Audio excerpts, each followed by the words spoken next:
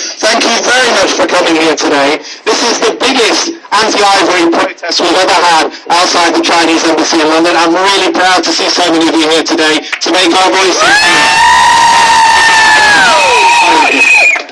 Now you're going to hear more from me in a moment, but we thought it was very important for you today to listen to someone who actually knows what's going on the ground every day in terms of conserving and protecting elephants in Africa. We've got a very good speaker to tell us what's happening in one of the key countries, Tanzania. Dr. Trevor Jones is involved in an African conservation project. He knows all about the challenges in terms of the ivory trade and poaching and how to work with local communities and what needs to be done on the ground, what the role is of African nations but also the international community as well. So I'm going to hand over to Trevor, who's going to say a few words and really hopefully give you an idea of what needs to be done on the ground in Africa. Thank you.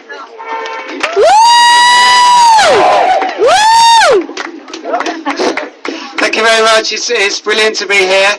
It's a beautiful day, and it's probably a beautiful day in Tanzania where I work, and also Congo and Botswana. Oh, sorry.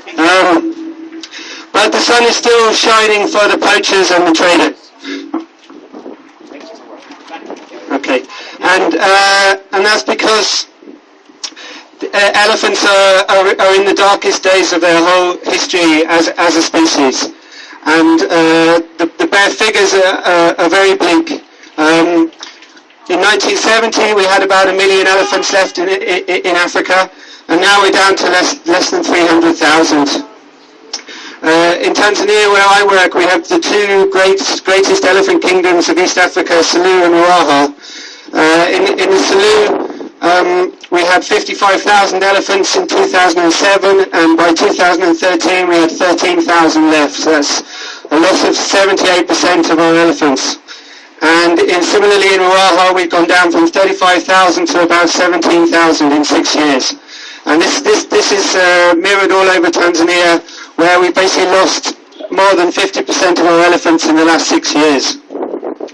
So essentially we're losing about 30,000 elephants a year, and if this rate of killing keeps up, then they could be extinct in the wild by 2025. So we really have to sort this out now. I think everyone here loves elephants. We all know how amazing they are. They have incredibly rich social and emotionally complex lives. So this poaching slaughter is leaving fragmented elephant societies, fragmented families, traumatized survivors and more orphans all over Africa. And more than 70%, maybe up to 90% of the ivory is going to China, so we're in the right place here.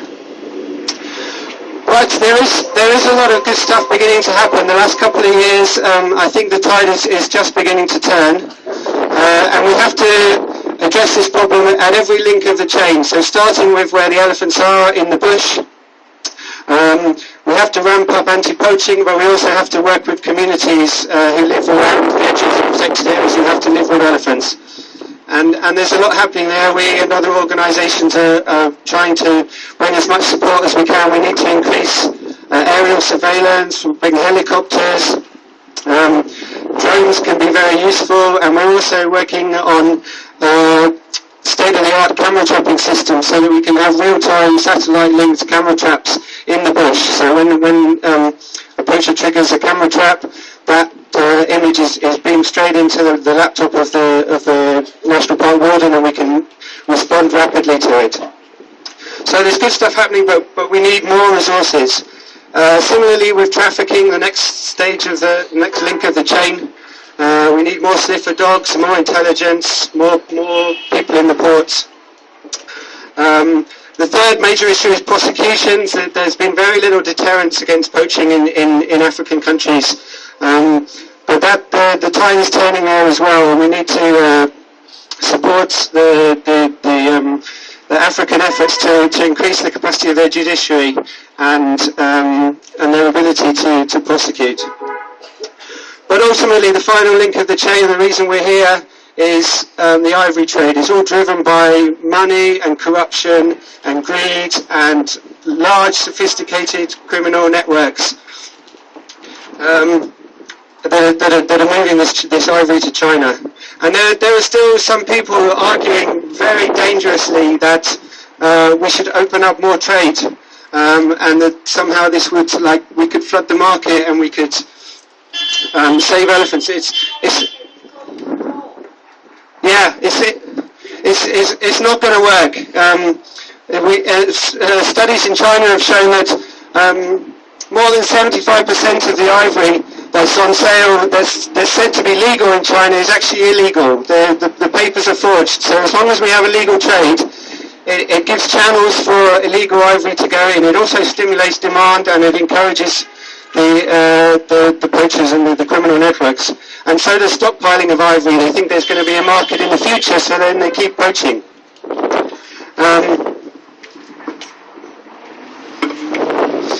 So ultimately we've got to stop the trade. And China, 100 years ago, we would have been protesting against the UK, outside US embassies. Today, it's China. Up to 90% of the ivory is going to China. And I think humanity has a historical moral choice to make. I think about the slave trade 150 years ago.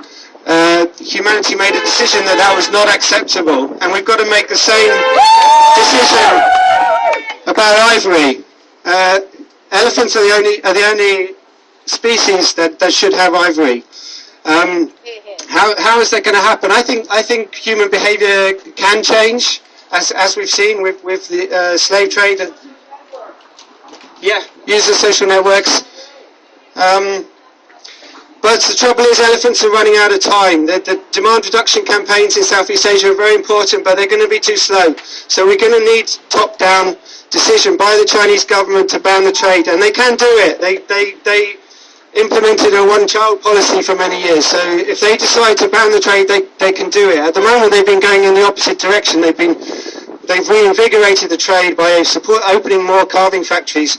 And I think the only thing that's going to bring this about is international pressure. And realistically, I've been to China a couple of times, and there's a very strong thing in the culture of saving face. So they're not going to back down in direct response to a demonstration like this. It'll happen at the diplomatic level, and we have to persuade our governments and all governments around the world to put pressure on China until they find a way to back down and close the trade. But I think demonstrations like this are really, really important. It has to be a combination of public pressure to empower the politicians, and we have to reach a critical mass where ivory is just not acceptable anywhere in the world anymore. So that's what we've got to get to. So in terms of what we can do, I think everybody keeps supporting elephant organisations. If you get a chance, go to Tanzania and see elephants, because tourism really helps as well. But at the end of the day, most of all, keep this campaign up and expand it. We need demonstrations like this every month in every Chinese embassy around the world.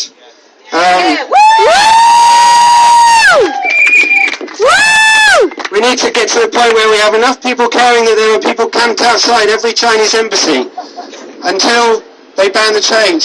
We've got to tell them this is just not acceptable. So that's what I would urge you to do. Thank you so much for letting me speak. It's brilliant to see everyone here. Let's make links with other countries and build this campaign. Thank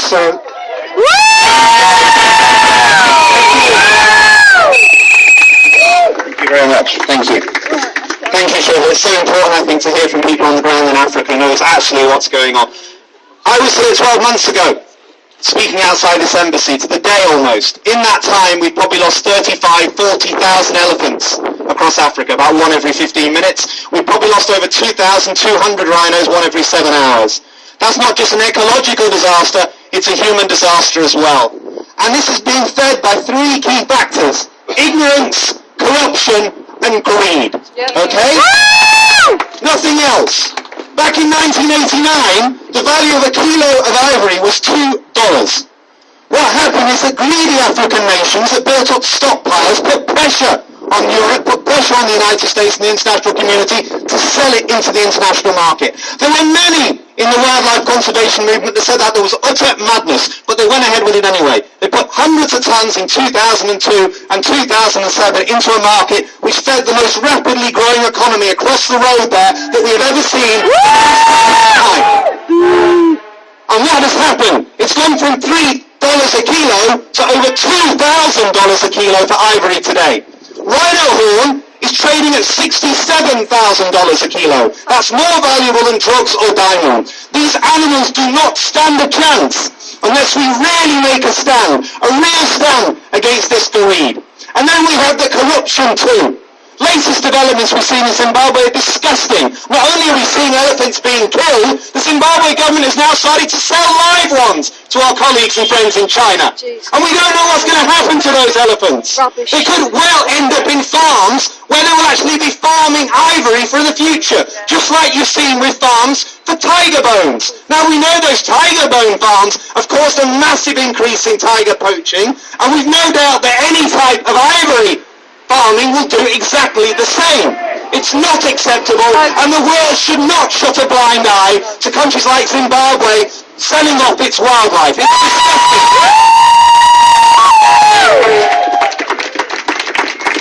Now we have to do something different about this issue. There's no way that we can remain silent.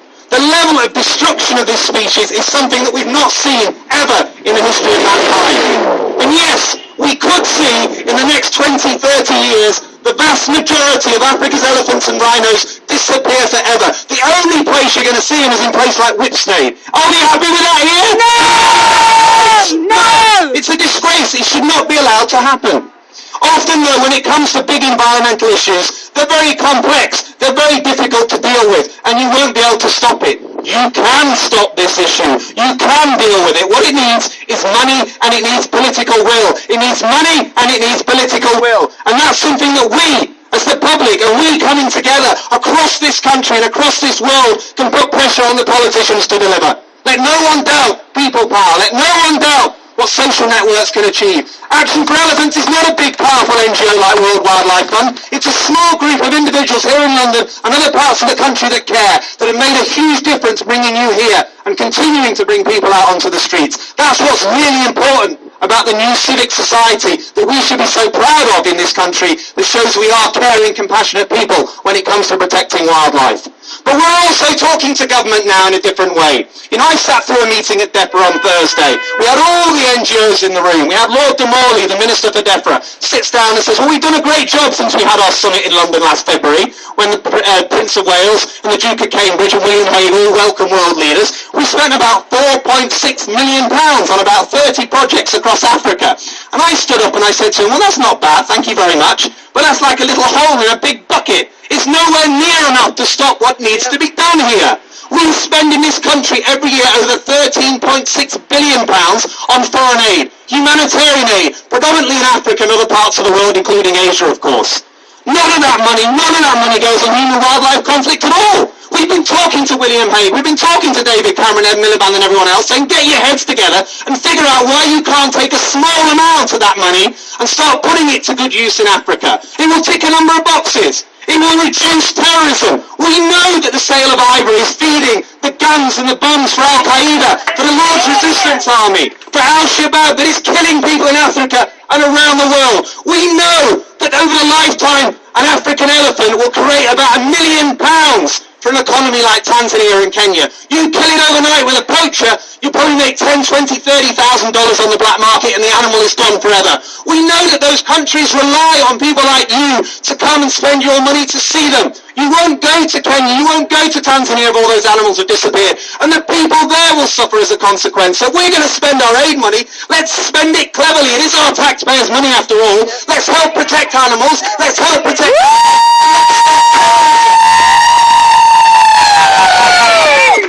And China is serious about taking steps to stop this trade, and I hope it is. It's got a lot to do, because the Chinese president went to Tanzania a few months ago. He brought dignitaries and business people and diplomats with him. They all landed on the ground, they all dispersed and went to every place so they could buy ivory. They stuffed the flame hold full of the stuff and they flew it back to China. Rubbish. Now the Chinese president's plane is full of illegal ivory. What hope do we have that the Chinese government are going to shut down their ivory carving markets and their ivory shops across the country? It's just not going to happen. And I also feel very, very frustrated that we don't make good use of the military expertise and knowledge we have in this country. Our government hosted a NATO summit of all the world powers in Newport last year, and there wasn't a mention of human-wildlife conflict on the agenda at all. We have some of the best people in our armed forces coming out now looking for work, who served valiantly and bravely in places like Afghanistan and Iraq, who put their lives on the line, and I meet them, and they say, you know what I'm going to do, Dominic? I'm off to Somalia to do anti-piracy work. I'll get well paid, because Lloyd's of London want me to protect an oil tanker. But you know what? For my children's sake, I'd be very happy to go to Africa and put my life on the line if I could be well paid to protect elephants and rhinos. And we say to the UK government, why aren't you putting more taxpayers' money to making good use of our military forces to allow them to go and do a decent job helping African nations to protect their wildlife, to protect their future? That's something that we should be doing. And the Americans should do the same, and the Germans and the French should do the same. We've got drones, we've got modern surveillance technology, we've got all the helicopters we could dream of, all the modern equipment to actually track down these poachers, to stop them killing these animals. There are poor rangers with old Enfield rifles from the 1930s that haven't even got more than about 3 bullets in them. They're taking on the most sophisticated criminal gangs the world has ever seen. The Medellin cartel with their helicopters and their vets and their night vision equipment and their sophisticated rifles are killing brave people every day trying to protect these elephants, and we do nothing. That's an absolute disgrace. Amen, brother. We have to stop this madness, and we can stop this madness, but we have to get tough on the ground. We have to make use of the expertise and knowledge we have to help these countries, but we also have to get tough on the traffickers as well. We have to bring Interpol, we have to bring the FBI and CIA and international agencies together. We need to start tracking these gangs down. We need to stop their funding and their organisational structures. All the work we put into drugs, we have to put into wildlife crime as well, because it's just as important and in many ways even more damaging to the future economies of countries like Africa and other parts of the world as well. And we must also look at how we can educate the next generation of people in countries like China, Vietnam and Thailand. There are many young students, Chinese leaders of tomorrow, studying in universities in this city, up in other places across this country, from Oxford, Cambridge, Newcastle, you know all the places. We must reach out to them. We must inform and educate them so they become the ambassadors for wildlife going home tomorrow. We must see more big companies that are investing in China, like Jaguar Land Rover, that do good work, working with charities in Africa to promote awareness about wildlife conservation, use their brands, use their influence in the Chinese market to say, listen, we want people who buy our products to think about protecting rhinos and protecting elephants too.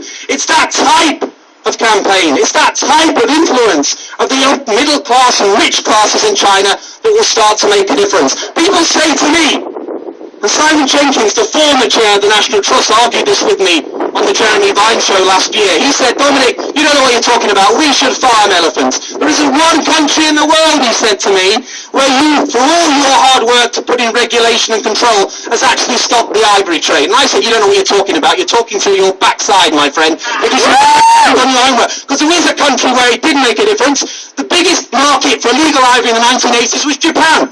But when Japan signed up to the CITES agreements, when Japan started to enforce the illegal ivory trade and shut down its shops and shut down its carving markets and educate young people, overnight, within a matter of years, the value of illegal ivory fell through the floor, and it's now one of the smallest markets in the world. So we know that model can work. If you did it in Japan, you can do it in China.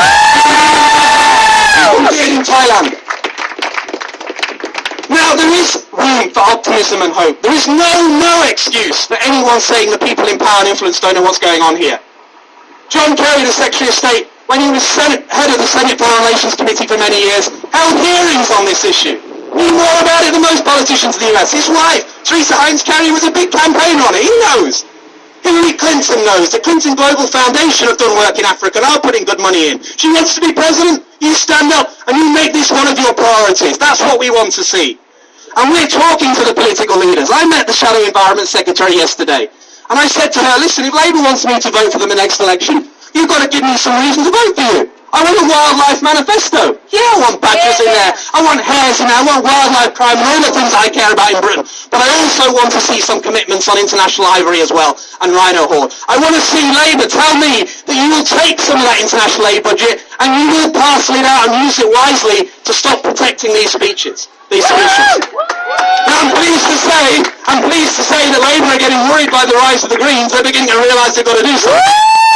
And you are going to start to see emerging over the next few weeks a wildlife manifesto, and it will have some commitments on these issues, and I hope all of you will see it, all of you will read it, and we're looking to see Ed Miliband to come out and make a keynote speech on it as well. Now, if we do that, we also want to put pressure on the Conservatives. Now, credit to them. They've been a nightmare on things like badger culling and hares and other issues I have to deal with, but on this issue, they've actually done some good work. William Hague, credit to him, has taken a direct interest in this. As Foreign Secretary he has, he's no longer Foreign Secretary, but he has a senior position in the cabinet and remains an influential political figure.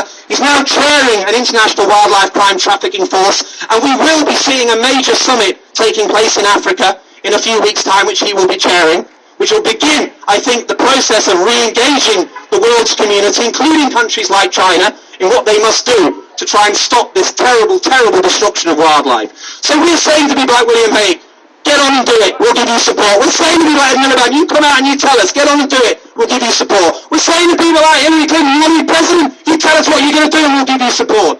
All of these individuals have influence, but they must deliver.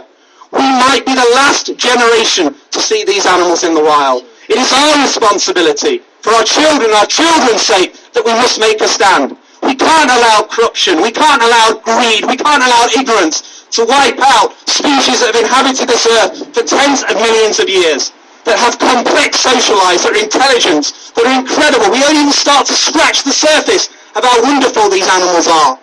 And it is heartbreaking to see, if you ever go to Africa, if you've ever stood over a dead elephant, if you've ever smelt it and seen the scene, you will never ever forget what you see. And there are people every day seeing that now.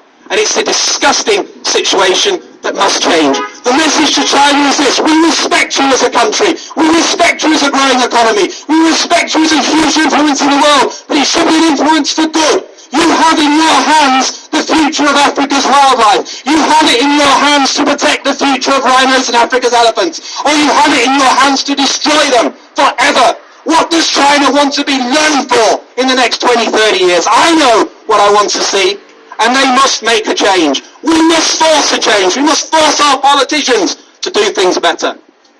We are beginning to make a change because of you. Don't stop fighting. Don't stop campaigning. Do not stop sharing this message. These marches and demonstrations will go on in every corner of the world, and they will get bigger and they will get stronger. These politicians and political leaders won't be able to hide away from reality. And when you look back in 20 years and you tell your children, your grandchildren what you did, you can say, I made a difference. I stood up. I joined forces, and we saved the future of Africa.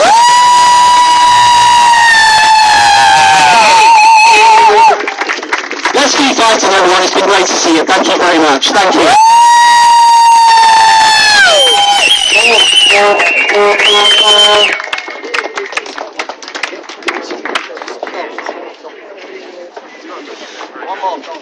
Hello.